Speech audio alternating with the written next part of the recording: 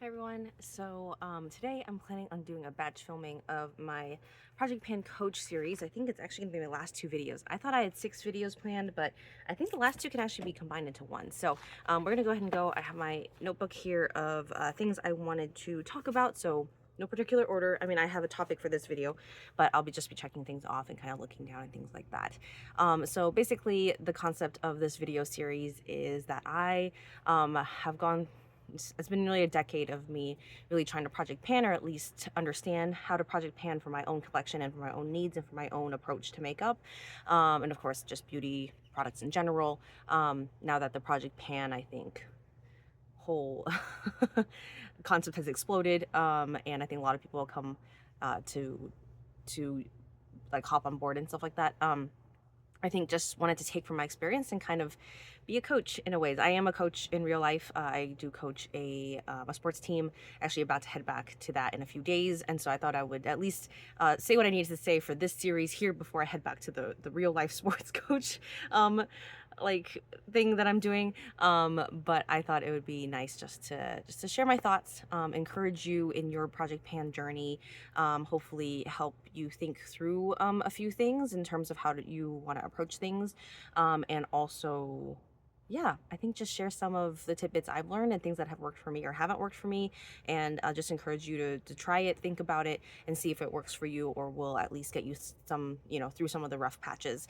And also just let you know, like, you're not alone in feeling like Project Pan is hard, because it is. It's, for me, it's very much like a lifestyle, and of course, a lifestyle is, it's hard to maintain sometimes. It doesn't come naturally, and there's oftentimes deeper roots to why you have to enter into a Project Pan journey that I did touch on in some of my previous videos. So please watch those if you want to kind of have me talk through some of those like kind of tougher topics. But I think this time around, I want to be talking about, I marked it as smart consumerism. I don't know if that's exactly the full, like, completely encompasses everything I'm going to talk about, but basically like that mindset, right? Of like how to really be fighting the consumeristic mindset that I think a lot of people enter into Project Pan with. And that's why you're doing your Project Pan, is because you've been consuming so much. And it's not like a switch that just turns off, right? It's kind of like you have to practice to be able to be better. To be better at being a better consumer, in terms of being a smart consumer, being a budget consumer, being one that's financially responsible, being one that is in tune with your needs and what your collection should look like, and working towards that. And then, I think Project Pan is especially an interesting time as a consumer because you were trying to work through this backlog, the stock of products that you have in your house. Where essentially you don't need to buy anymore, but you want to because that is your past. That is how your brain is wired to look at products and to be influenced by marketing. And so these are kind of the few things that I've had to think through and have had to work through, in order to, I feel like, being in a better spot when it comes to like reacting to like new things that come out and just the beauty market in general.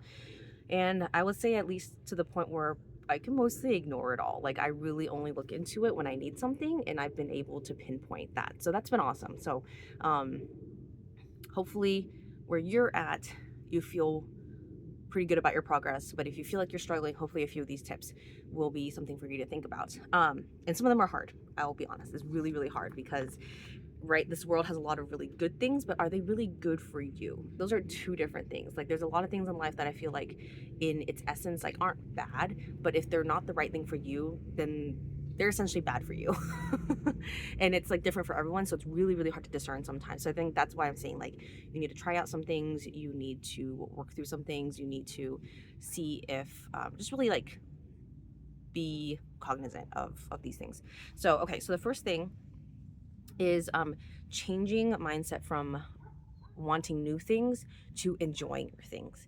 And I think especially in our society, it's so hard. Like, it's just like almost preached at us, right? Like, you deserve new things, you deserve this new experience, you deserve being happy, you deserve this emotion, you deserve this thing that you don't have. And it's like marketed like straight to us, like in our faces. And we tell ourselves and tell each other that too. It's like, you deserve, XYZ, like, thing that you don't have. But then it's, but then it's not said as much. Like, you should actually enjoy the things you have. You should be thankful for the things we have, right? Like, gratitude is such a powerful thing. I'm sure there's research out there. I'm I'm not like well versed in that type of research, but I wouldn't be surprised if there is like gratitude research and thankfulness research, where it really does shift kind of looking at what you have to be something that you enjoy, rather than being like, what I have isn't enough and I need something else. Like, I've been teaching this to my kids too, where they're 2 and 4, and so they go to a store and they're just like, I want all the new shiny things, when I often have them to have to sit down with them and say, like, we have a lot of things, we have a lot of things that we need to enjoy first. Like, my older daughter is really into princess dresses, and I'm like, you have so many, you have a whole library of princess dresses. She needs to project pan of princess dresses. And and you need to work through those first before you can buy more, or before we get something else or whatever, right? And I think the same is for our products. We need to be thankful for them. We need to be thankful for the fact that we have them, right? I think oftentimes I even tell my daughter, I'm like, other people can't have these things, or that these things that you see at the store are for other people. And I think kind of putting myself into other people's shoes does help with this concept as well.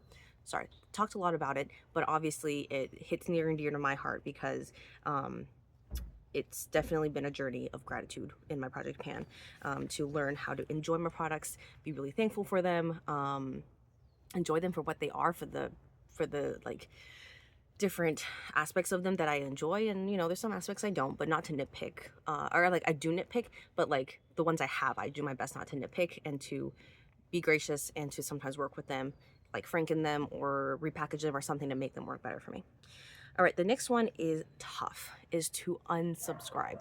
So looking at all of your different means of getting information, it could be social media, emails, just, I don't know, ads that you're getting, but just unsubscribe, unsubscribe, unsubscribe. And it's really tough, because sometimes you're like, well, I don't want to miss out on like the sale, or like, what if something cool comes on? I just want to know, like, information or knowledge doesn't hurt anybody, right? But when information and knowledge triggers you to start thinking about buying and putting your money in places that you shouldn't be, then maybe that knowledge isn't good. Like, ignorance is bliss, right? Kind of concept here. And so for me, it was a really tenuous process of going through all my emails and unsubscribing from anything that could be potentially triggering, in terms of getting me to go to their website to look at stuff, to buy stuff, from showing me sales, whatever. So I unsubscribed from all those. YouTube was really hard, right? Because we love our influencers, and and content creators. Like, there's so many people with great personalities. We love their lifestyle, and we love watching them and how they present information. But if they're gonna be showing me things that trigger me to buy, like, I'm really sorry, but I'm not gonna watch you for a little bit until I have a healthier relationship with, like, this like consumer market, and I'll come back and watch you later. Like, their videos will always be up for you to watch later when you're in a better spot. um so that was really, really hard for me. There's a few people in mind that I haven't really been able to go back to, because I just felt like I wanted to buy stuff after they showed it to me, and I was like, I can't have that in my ear. And so yeah, so I've had to kind of separate myself from that a little bit.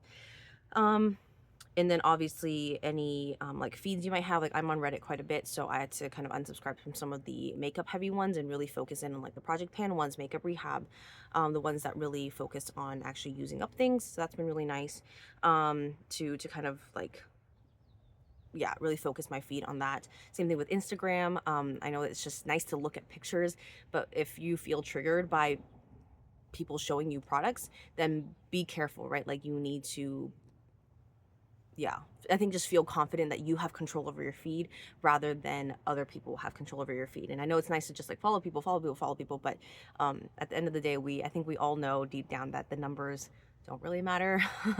And that, oftentimes, as much as we want to support as many people as we can, I think there's other ways to support them than to just be watching their feed and then spending their money that doesn't get back to them. Does that even make sense? I think you get my idea here.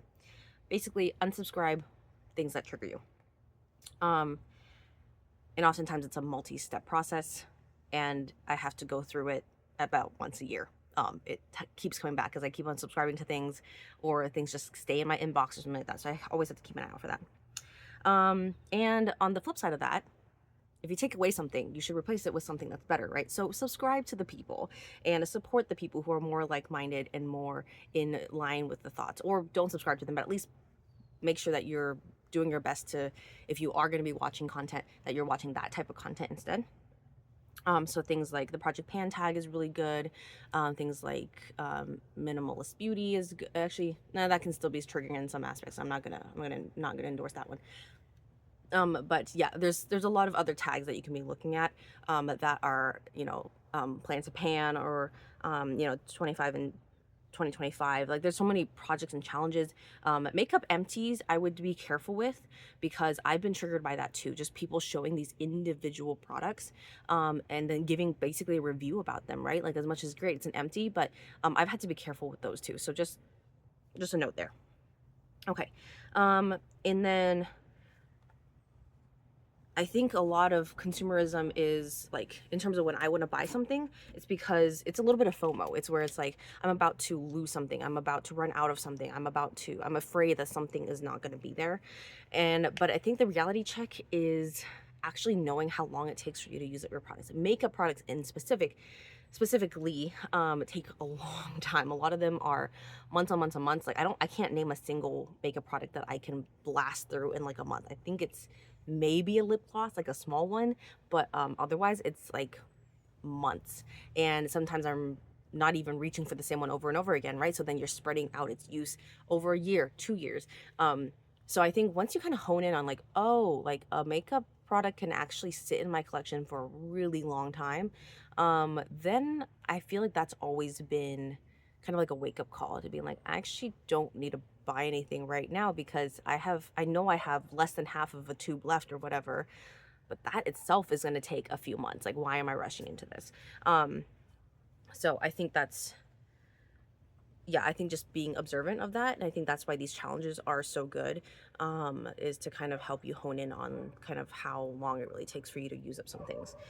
Another one is to be creative.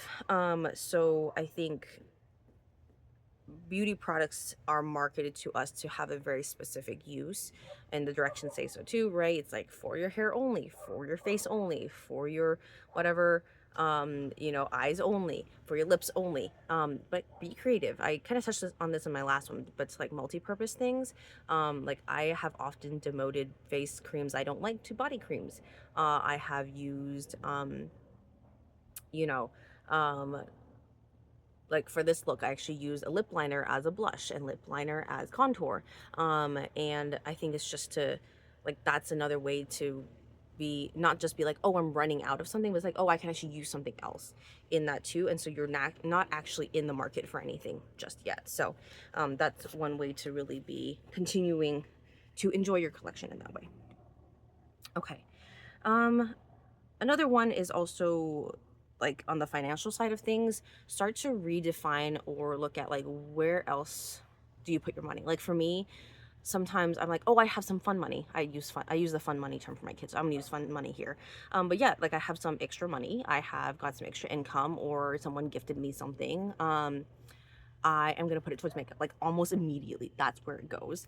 And so I've really had to challenge that. I've really had to, like, kind of look through my, like, train of thought and realize, like, oh, oftentimes I go straight to beauty products. I go straight to, like, those are like my quote self-care things. Like, what else can I put this money towards that is also meaningful?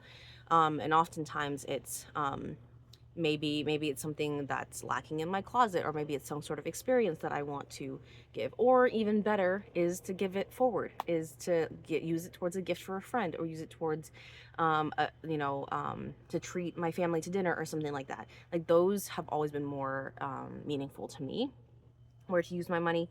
But I think that's just something I've had to redefine for myself. Next one I wrote down here is understanding marketing techniques. I took some classes, and I've looked a little bit into, like, consumer marketing, and how marketing teams essentially are not just being like, hey, here's a product, but they're also selling like emotions and feelings and showing you, there's like those, a lot of advertisements. There's like, oh, boohoo, you don't have this, and then now you have this in your life, and you're like all happy, excited. Um, is that product really going to do that? Like at the end of the day, it's just like a container of ingredients. If those ingredients were just sitting in front of me, I don't think I would feel any different. I'd be like, I don't know what to do with this. It's not emulating happiness and satisfaction and fulfillment, right? So I think just to kind of scrutinize the marketing, like that is behind some of these products. Like, is that really what it's going to do for me? Usually not. And I think oftentimes for me, the trap is the product, like the packaging. It's like, oh, it's pretty packaging. It's going to make me feel happy every time I look at it, because that's what it makes me feel like. I'm such a visual person, right? Like what I see is so tied in with sometimes how I feel. So I have to kind of be careful with that. It's like, okay, am I getting this for the packaging, or am I getting this for um, what it really is, and does it really have a place in my collection? So that's always been, I think, something to look into. I think, yeah, I feel like if I had some more sort of, if I sat down with some sort of marketing agency, I would really probe them a little bit more in terms of how they're really honing in on, people's, um, yeah, just, that's just kind of our hot button, right? In terms, especially as beauty consumers, it's like, oh, if it's something that can help me feel beautiful, if it's something that can help me feel happy, like, just fires off that part of our brain. When maybe not. Even music, right? Sometimes that's a big one for me. It's like that catchy music, or like whatever.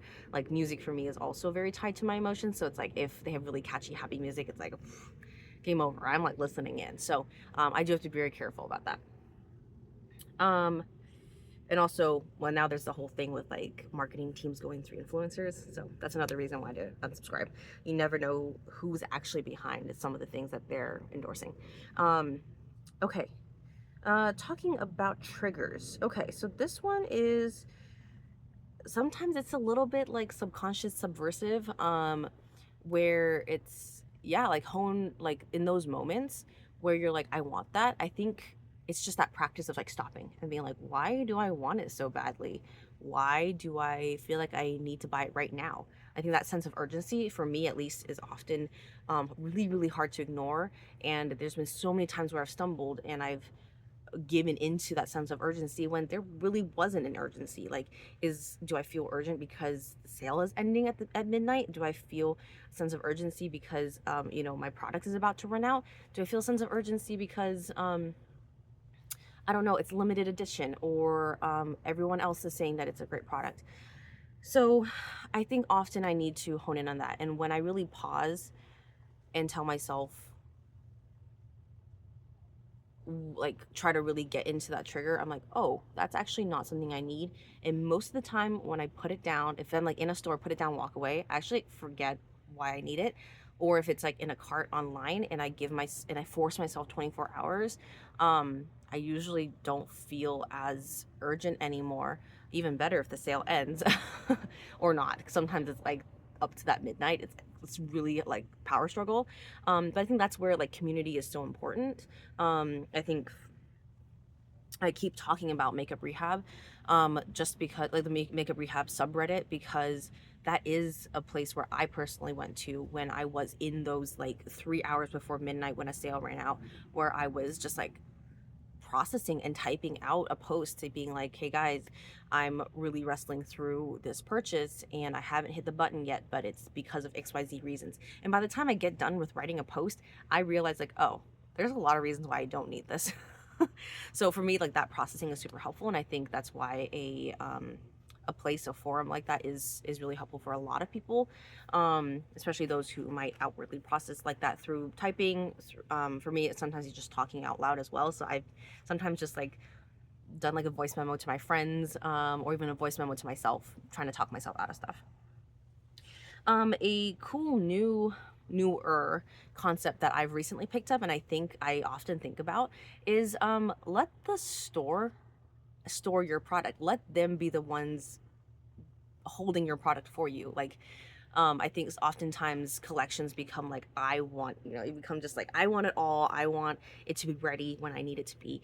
But that's kind of the purpose of a store, is to like have it on the shelf for you when you're ready to buy it.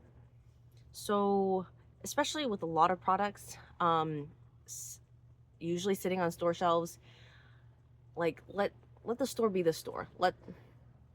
Yeah, let those storage facilities just hold on to your makeup for you. It may or may not be your makeup one day, but I think, at least for me, like having that mindset is like, oh, I don't have to rush into this. Um, and I think we often also fall into the trap of like, it's such a special product, it's so unique, it has, it has this X, Y, and Z properties that no one else has, it has this packaging that's super special. But at the end of the day, makeup is makeup. I think I often have to zoom out and be like what you see on my face, like you wouldn't be able to tell that I have a MAC product on. You wouldn't be able to tell that I have, a lip liner from this brand or whatever, right? Like, at the end of the day, makeup is makeup, and it's actually the artistry behind it that ends up on this face. I know that a lot of us also enjoy, like, oh, like the packaging in my collection, or how my collection looks, or how everything kind of comes together, but um sometimes I have to zoom out and realize, like, okay, it's usually the technique and the artistry behind makeup that you put on your face, right, that actually makes it worth it. Because otherwise it'd just be makeup sitting in our drawers, and that's not very fun either. um so yeah, going back to that, let the store, let the makeup sit in the store drawers and and shelves for now. Like, I know that I can always pick up something and choose something kind of later on when my collection is ready for it. Um, Another one is just be prepared. I know I talked through a lot, um, and it's not necessarily all very straightforward. But I think for me, a big one was realizing, like, this feeling of urgency, wanting to buy stuff, is happening a lot. I need to be prepared for this. I should not, in the moment, be trying to fight myself. I need to kind of give myself those tools beforehand. So oftentimes I've written things out for myself, right? Some of those reminders of, I think a few that I often go back to is the sales gonna come back again. They always pop back. If you observe a company long enough, sales will come back again. Maybe it's a year from now, maybe it's less, maybe it's like another 2 weeks from now there's another sale, right? Like, I do not need to give into this sale right now. So that's a big one for me. The one I just talked about, like, let the store my collection for me. Like, why do I need to rush into it? um Another one too is like, my collection is special to me, right? I shouldn't just be throwing money into adding stuff to it. I should really be selective about what joins my collection. um I'm talking really in the sense of, like, if I'm in the market for something. So I think, be picky, and I think sometimes just backing up a little bit to realize, like, my collection is really special, or like maybe I only have a set amount of space for my collection. So, for instance, this is my everyday kind of makeup setup here, and it is filled to the brim with, and half the products I don't use on a daily basis here. And it's just like, when I have this visual of, like, wow, this is full, like, I can't think of myself buying anything else, because my store, this is essentially my store, right? Everyday makeup store. I still have a little drawer of extra makeup too, but every day my makeup collection is full. I have no space to buy more. So I think, like, even just having that visual in front of me is super, super helpful. Um, so yeah, so if there's like other tools as well, like, definitely comment below, but those were kind of like usually the three that I really leaned in on when in those moments. And then the last one is accountability. And this one's probably really tough for some people too, because it's hard to find people in our life that might sympathize with the struggle that we have with purchasing makeup. And yeah, or it's just like, why not? Because it's like, it's a little like pick me up or whatever. So I think accountability is really nice. So, like, me coming on a platform like YouTube, like this, is one of the ways that I stay accountable, because I should really be practicing what I preach. Again, having put posts up on like makeup rehab and stuff, that has been another way for to help me stay accountable. I know that Instagram also has a number of challenges in terms of like some. I've participated in a few where it's like, you know, you have kind of a whole month calendar and you kind of put down what days you spend or didn't spend. And things like that. And I think there's so many ways of being accountable to yourself, that I am not going to mention that all here, but you know, hopefully you know some ways that have helped you stay on track with some of your goals, and so you can lean into those methods. But or it's a reason for you to try things. And yeah, like things like having a beauty bank, having some sort of, you know, checking your inventory, things like that. But I think it really does help when there's like actually people in your life that you can also be accountable to as well, because they can also be checking in on you, or at least like know that you're kind of on this journey, and be able to support you in that way. So that's always super helpful. But yeah, those were kind of my few things. I feel like it wasn't all connected to like smart consumerism, but I feel like all of Project Pan is at the end of the day. But hopefully you hopefully this video made you think about something. I feel like as I was even talking, I was like, oh, I really want to kind of think about these even for myself, where I'm at in my Project Pan journey. And some of these things I feel like I'm not struggling with as much, which is great, and means that I've made progress. But I know that from time to time it still comes back to bite me, so I really need to be leaning in to some of these kind of I don't know, perspectives, I guess, that has worked for me in the past, and even when I'm struggling, I need to kind of lean into those. So, if anything, this video might be more for me than anybody else, but hopefully it's a little bit helpful for you, and at least something for you to think about. So, thank you so much for watching, and I'll see you in the next one.